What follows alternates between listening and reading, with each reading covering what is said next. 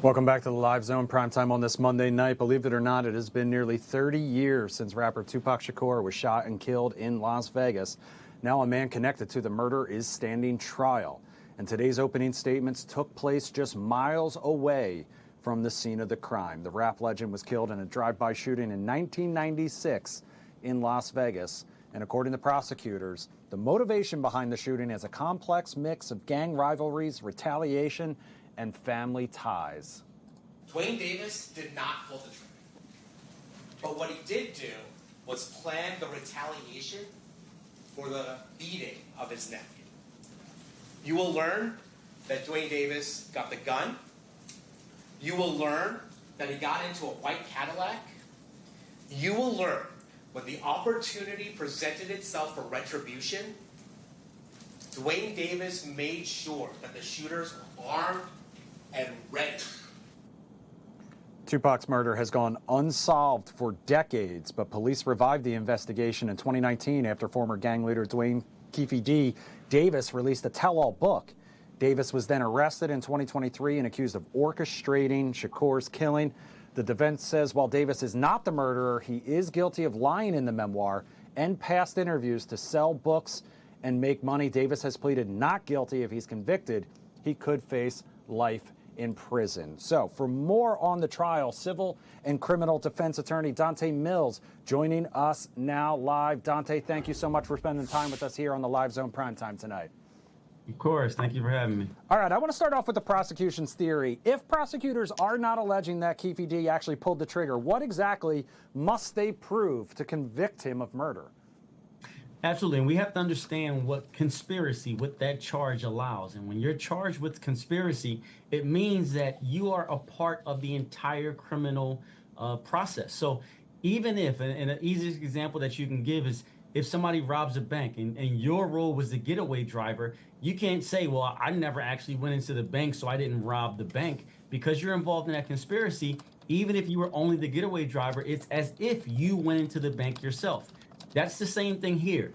Nobody is alleging that Keefe D was the actual person who fired the gun that killed Tupac Shakur, but you don't have to be. The allegation is that he set this up, he put it into motion, he may have even provided the weapon that was used, so he's a part of the murder process, the murder itself, and he can be faced with the same penalty as if he did, in fact, shoot the gun, which is the rest of his life in jail.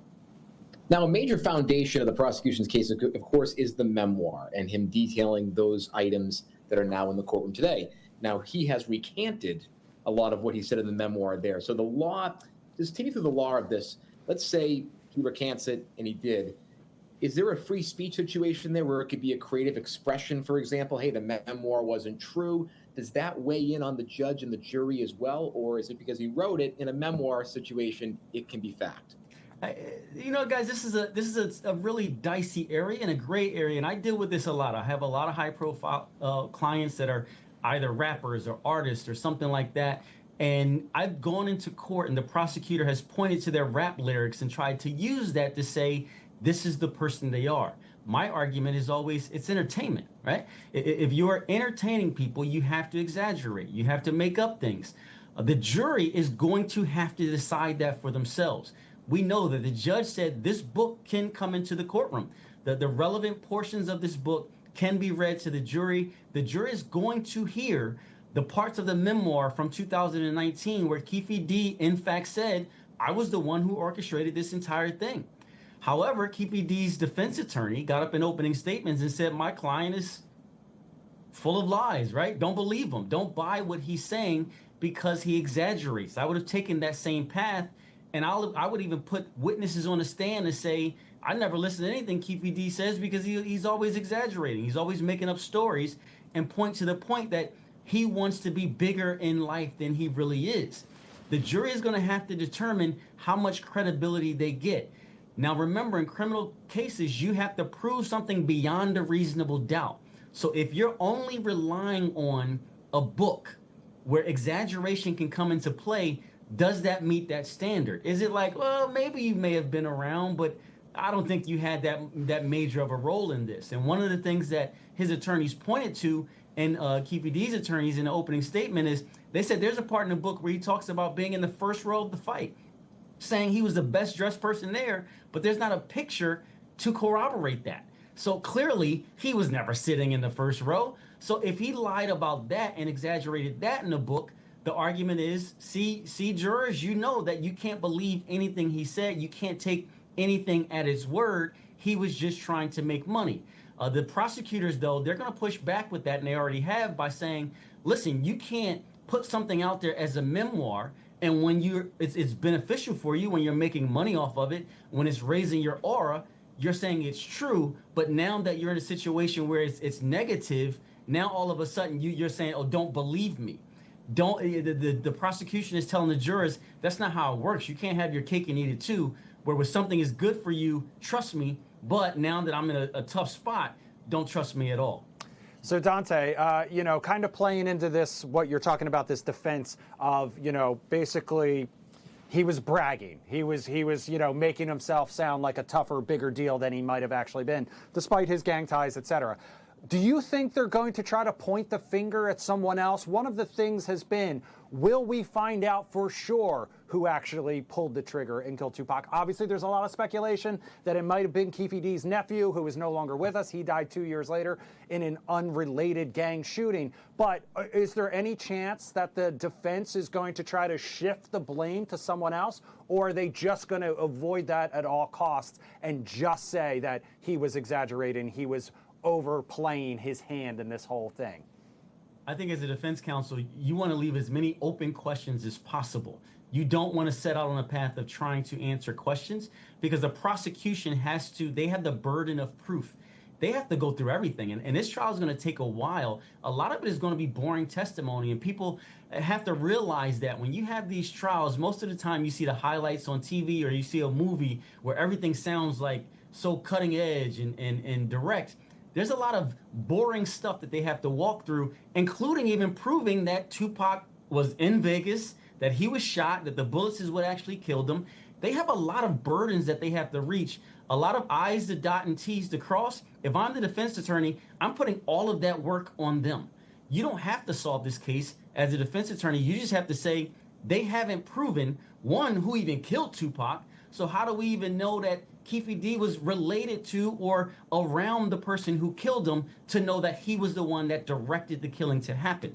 I think as a defendant, especially in a situation where it's 30 years ago, you don't have a lot of live witnesses that were there. I know a woman that was in a car trailing the car Tupac was in came in and testified today.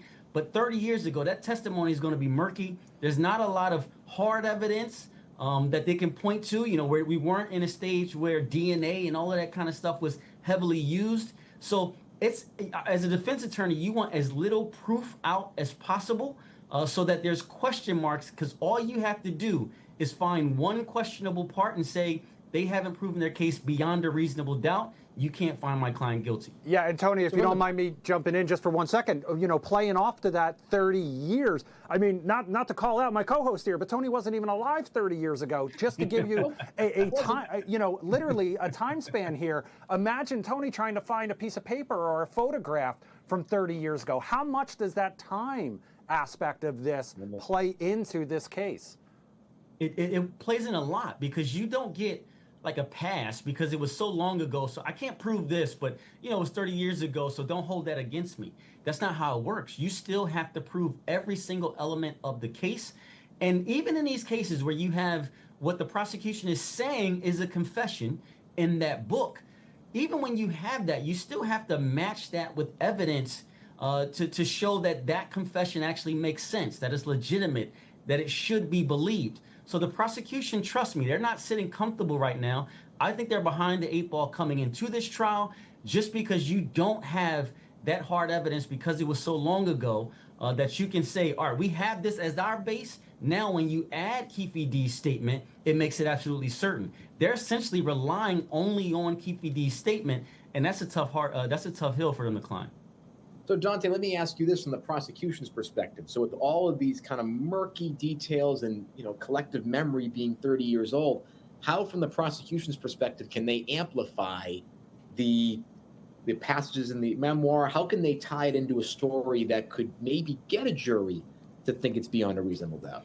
What you have to do as the prosecution, and they've already started doing this, is try to make Keefe D as bad a person as possible, so that the jury believes that, yes, he was a gang member. Yes, he was a violent guy. Yes, it's possible for him to have been involved in this and masterminded. Yes, he was, in control of some of the members of the gangs, and he was the person telling other people what to do. That's what you have to do as a prosecutor, is just set the stage that he was a shot caller and a dangerous guy that you didn't want to cross.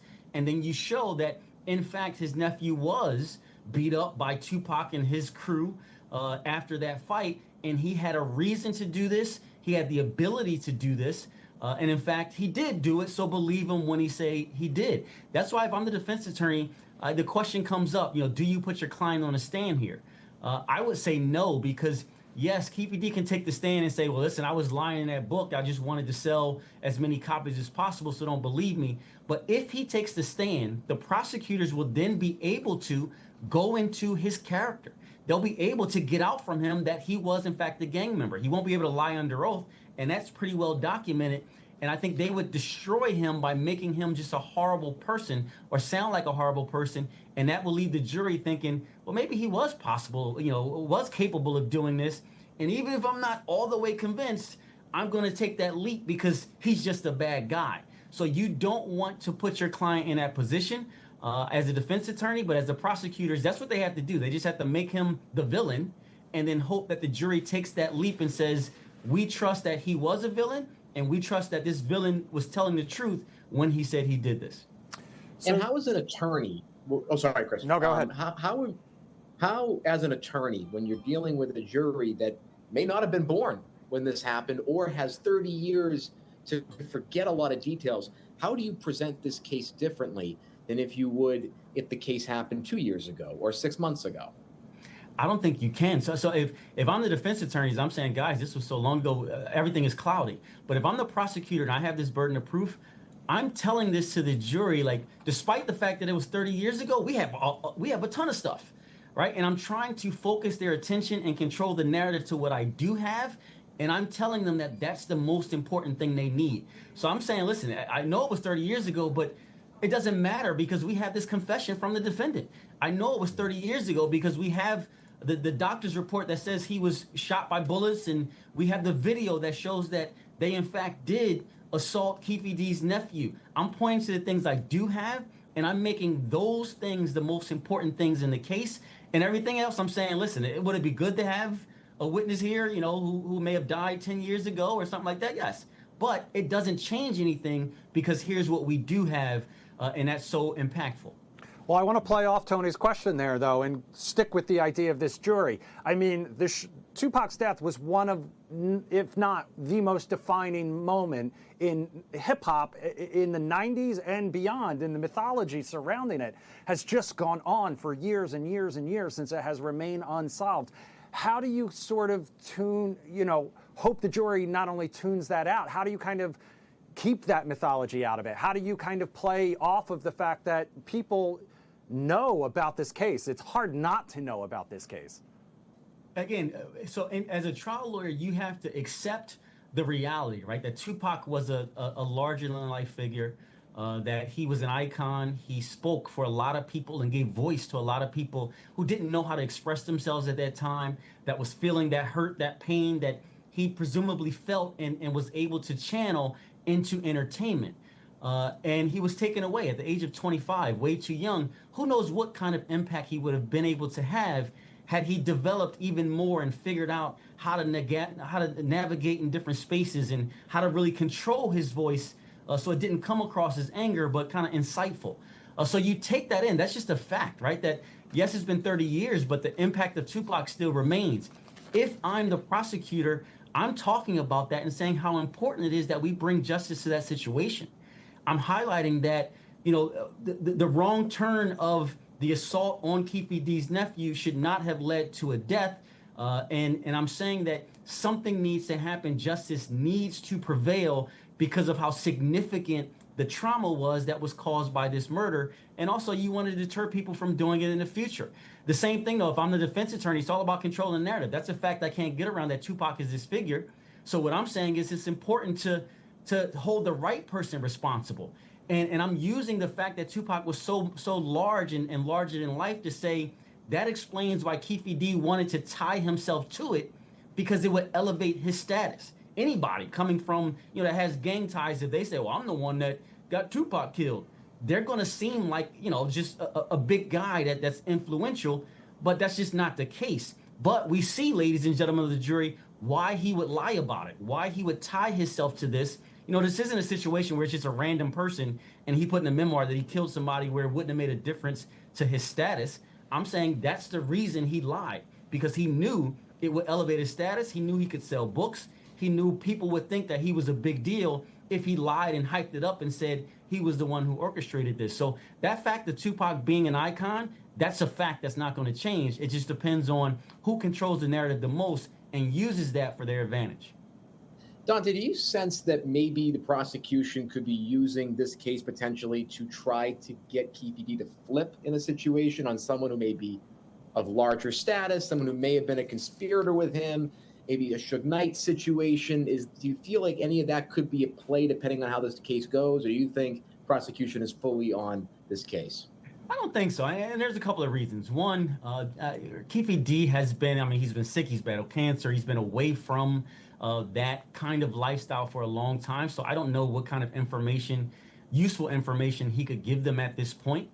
Maybe, there's something that he was also associated with from back in the day, but I can't imagine anything bigger than the killing of Tupac. We do know that Suge Knight is on the witness list. Puff Daddy, Sean Combs, is on the witness list.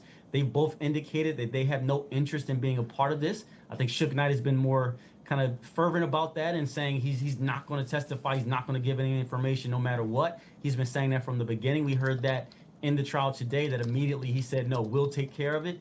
And he wasn't going to give information to the authorities. So I don't know if they can use him to get into anything else, but I think the nature, and we just talked about this with Tupac being an icon, the nature of this case itself, if you're the one that solved the Tupac killing, right, I think that's enough of a kind of boost for you to go after this. And think about that. The defense attorney can even use that and say, listen, this prosecutor is trying to make his name off this killing just like Keefe D did.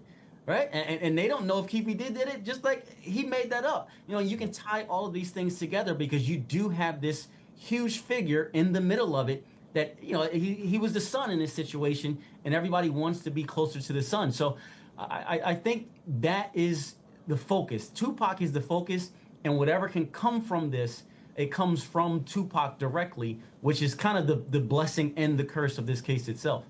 Dante, my final question for you is, will it make a difference at all? And how do you feel about the fact that this is all going to be televised and streamed live? It won't make a difference to the jury, and that's a good thing. I truly believe in our system. I believe that most jurors come into things open-minded, which they should.